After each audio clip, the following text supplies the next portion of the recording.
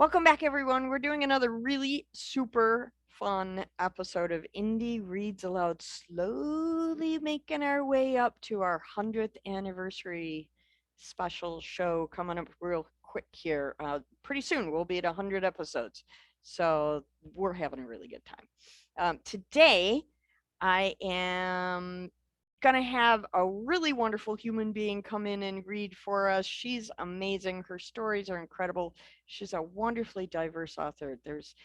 She has a little bit for everyone in publication somewhere. So find her and read her stuff. This is Melinda Falgoust. Welcome. I'm so glad you're Howdy. with me today. Good to be here. It's super fun. I love reading your work. Your work is so tight and so enjoyable, and the humor just knocks me on my butt, and I just have a really, really good time. So I'm super glad that you're back. Well, thank you so much. It's always good to hear that somebody's enjoying what I do. Well, of course. For those of you who have not met Melinda, she is an author whose works have appeared in Reader's Digest, Writer's Journal, in the Harlequin Mini-Round Robin ebooks, The Rancher and the Rose, and Thin Ice. Other works have also won awards in competitions around the world. And just to give you a little bit, I'm not going to mention all of the 8,000 places she's published or won awards, but included are the New York Book Festival annual competition, the Oshima International Handmade Picture Book Competition, the Writers Unlimited Annual Literary Competition, the Alfred Hitchcock Mystery Magazine Mysterious Photograph Contest, and the Doubleday Book Club Quoth the Raven contest. I am continually blown away by your expertise. I'm so glad I discovered you because you are so tremendously entertaining. Aw, I love your imagination. Um, Today, you're going to read from your latest children's book, History Rocks. And I am. this is about rocks that are famous, not necessarily rock bands that are famous. This is true. This is true. So, where did you get the idea for this wacky book? So for me, having the elementary education background that I do, I always found that my students retained knowledge more readily if I made the education fun. Sure. And that is something that I always loved about teaching. And I wanted to incorporate the aspects of that into my writing. And so I decided to come up with a line of nonfiction kids books called the Wagging Tails Fun Facts series. And the first one that has come out of that, a little edutainment, if you will, is History Rocks. Famous rocks, minerals, and gemstones throughout history. I think this is such a really cool project. I mean, bringing geology to young children who would normally just say, it's rocks. Why bother? Right? But this is a really, really cool idea. Well, it's actually been kind of interesting to see some of the feedback that I am getting from this book, where my target audience was the under 5 foot group. That's a good target. I have actually discovered that grown-ups are actually enchanted by all of the little tidbit facts that are scattered throughout the book, in addition to the main part of the book too. Well, And there's nothing more fun than seeing a grown-up get excited about something, which then generates excitement in their kids. And man, once you get a kid connected with a book, that's magic. well, so here's the thing I know about parenting. If you're going to read your kids' books, you better enjoy them because you have to read the same books over and over and over again. So you might as well introduce your kids to books that are fun, and you're making that really easy for parents. I try. I try. So tell us a little bit more about this book. I don't want to read the synopsis because it's much more fun when you tell about it. But when Well, I was people, just going to read the synopsis, but do you want me to? well, you read it so much better than I ever could. So yeah, if you'd like, go ahead. Well, did you know that cavemen had rock bands? Really make a dinosaur from a mosquito trapped in amber? Is the Hope Diamond really cursed? Oh, well, rock and roll your way through time as this book takes you on a hilariously punny journey from the Stone Age to the Space Age and learn how rocks, minerals, and gemstones have played an important role in history and even still today. After you read this book, you'll never take rocks for granted again. You are so much fun. I wish my son had grandchildren just so I could read your books out loud. Just call Andrew. He'll love him. Yeah, that's a good idea too. So I'm super excited to read this. You're gonna read a little bit for us. I'm going to metamorphosize myself back into my 6-year-old self, All right. sitting in the front row on the carpet at the library, Sunday morning story time. That's who I'm gonna be. You go ahead whenever you're ready and take the microphone and read aloud. You bet. All right. So settle in, folks, because it's time to rock and roll. We're going to start today with a chapter called Let's Talk About Sedimentary Rocks. Sedimental, wink, wink, but sedimentary rocks are some of our favorite rocks. They can give us important clues as to the Earth's past. Geologists, like rock detectives, piece together information to find out about life that lived long ago, how land may have looked, and even what the weather was like. Exactly are sedimentary rocks. Well, sedimentary rocks are a type of rock that formed at the Earth's surface when materials are deposited by wind, water, or glaciers and compressed over a long period of time. They form hardened layers. Materials like sand or even bits of dead plants or animals collect and harden over millions of years and become rock like limestone. Limestone is a sedimentary rock made up of bits and pieces of animal shells that have settled on the ocean floor. It can be found in many places around the world. It can be soft, like chalk, or hard enough to even build buildings or monuments, like the Great Sphinx and the pyramids in Egypt. The Great Sphinx is one of the biggest sculptures in the world. It's about 66 feet tall and about 240 feet long and was carved from one single piece of limestone. The Great Pyramids served as tombs for the pharaohs in ancient Egypt, and the mummies of the pharaohs were buried inside the pyramids with all their worldly possessions. Even their pets were mummified. The ancient Egyptians believed the pharaohs would need all their things in the afterlife. The Great Pyramids were built of mud, pink granite, basalt, and guess what? That's right, limestone. Limestone formed the bulk of the building materials used for the pyramids.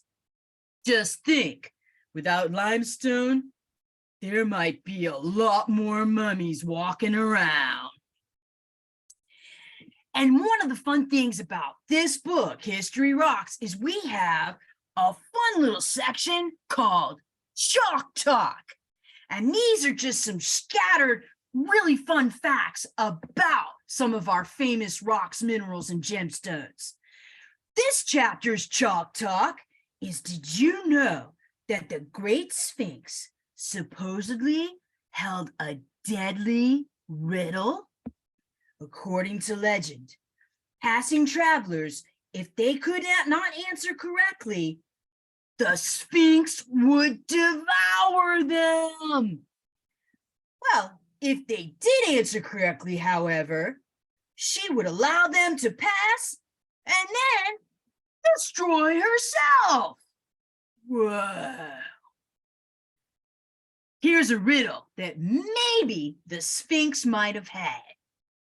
What goes on 4 legs in the morning, 2 legs at noon, and on 3 legs in the evening?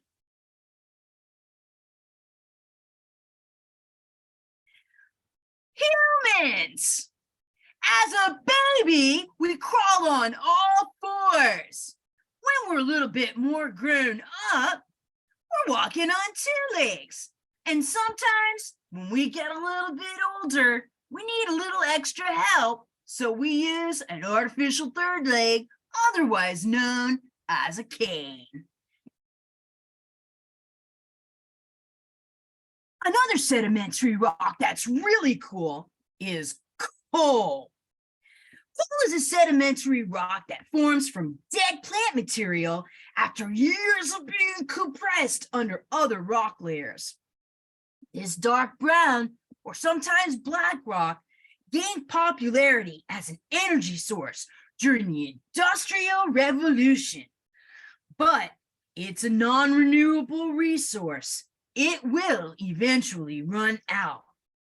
Coal also releases carbon dioxide when it is burned, which can cause problems for the environment. And guess what? It's time for another Chalk Talk. Did you know that in the 1800s, boys as young as 8 worked as long as 10 hours a day in coal breakers in the United States? The work was dangerous and unfair, and eventually the practice was abolished. Now, I don't know if you can see it, but here's a picture of some of the young boys who were known as the Breaker Boys. Now, one of the most famous buildings in the world is built out of sedimentary rock, and the sedimentary rock it was built out of is sandstone. Sandstone is a sedimentary rock made of compacted sand. Sand is actually tiny bits of other rocks and minerals, like quartz and feldspar, some of the most common materials contained in the Earth's crust. The cool thing about sandstone is it lasts longer against the weather. That makes it a popular choice for building material for important buildings like the White House. Time for another Chalk Talk. Did you know that the White House is rumored to be haunted? White House staff, certain first ladies, and visiting heads of state, and even some presidents have reported ghost-like sightings of Andrew Jackson, Abigail Adams, and even Abraham Lincoln. Ooh. The next chapter of our book talks about igneous rocks. What's not to lava? Did you know that some rocks start off as a liquid inside the Earth's crust? Talk about hot stuff. Rocks that start off this way are called igneous rocks. There are 2 kinds of igneous rocks, intrusive and extrusive. Intrusive igneous rocks, or plutonic rocks, are rocks that form from magma, which is molten rock, deep inside the Earth. Intrusive rocks cool over a long period of time. They often form small crystal structures, making their surface grainy. Granite, periodicite, and gabbro are all examples of intrusive igneous rocks. Extrusive igneous rock is formed when magma reaches the Earth's surface, like when lava erupts from a volcano. It cools very quickly and crystals can't form. Extrusive igneous rock can be smooth and shiny, like obsidian, or light and airy, like pumice. Time for another chalk talk, boys and girls. Did you know that prehistoric people had rock bands? That's right. Ancient musical instruments called lithophones would often be made from oblong granite rock. They resembled a xylophone and would make a sound when struck. Excuse me a minute. Little dry with all of this sand dust rolling around. The next rock we have in this chapter is granite. Granite ranks between 7 and 9 on the Mohs scale of hardness. Now that's what we call hard rock. It is found in many mountain ranges, like the Black Hills of South Dakota, where Mount Rushmore is found. Granite is the most common igneous rock on the planet. It can be gray, pink, green, or even blue, depending on the minerals it contains. Guess what time it is? That's right, you guessed it. It's time for another chalk talk. Did you know that there is a secret room in Mount Rushmore? It's behind the head of Abraham Lincoln, and it holds information about the mountain itself and contains documents on much of America's history.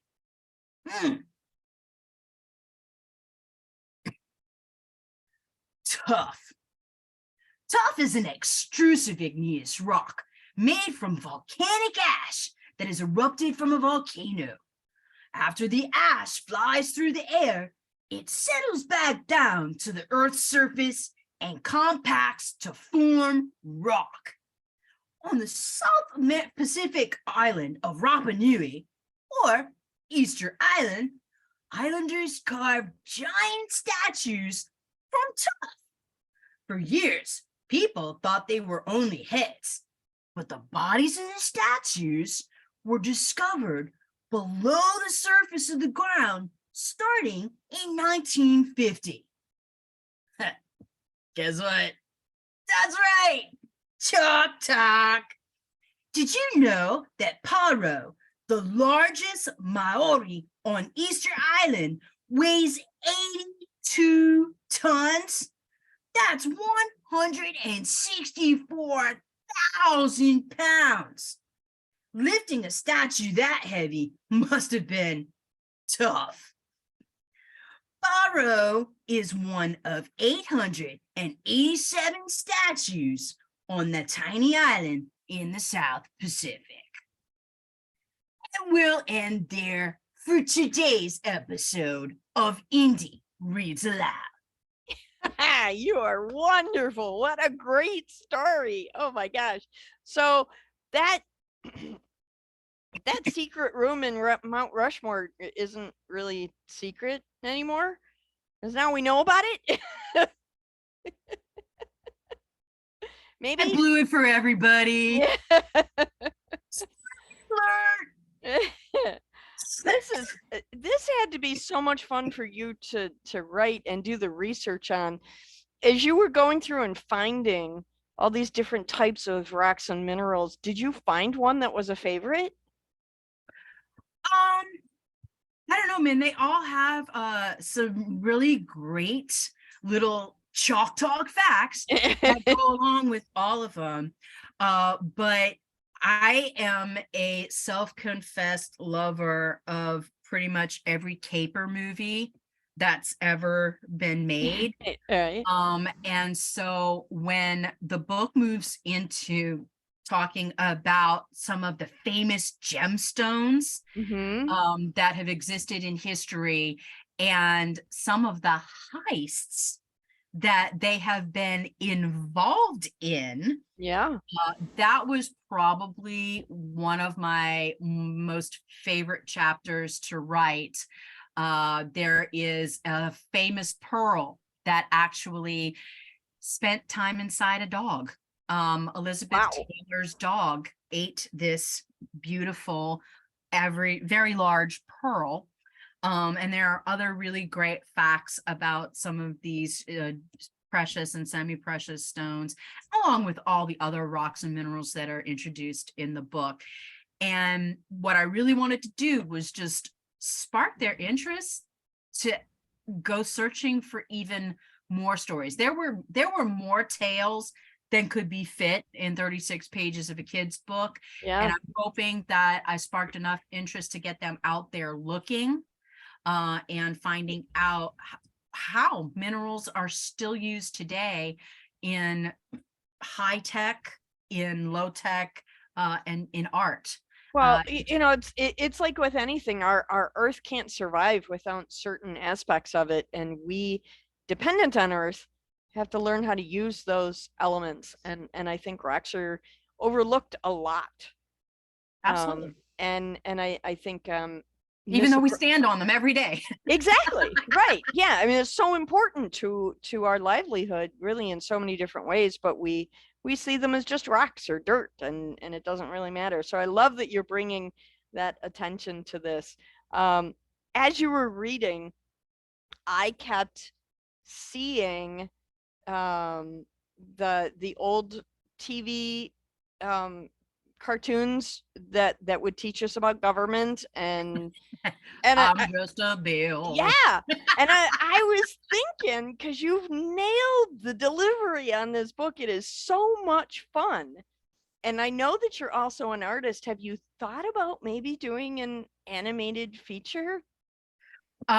Maybe not an animated feature. I am actually speaking with some theater folks in Tennessee, at a Tennessee theater, about creating, working with a children's program and having them help create a musical production of the story, of the book. So Singing we're hoping. rocks. How much fun. Oh my God, that would be great. Let us know when that happens, because I will drive to Tennessee to see that.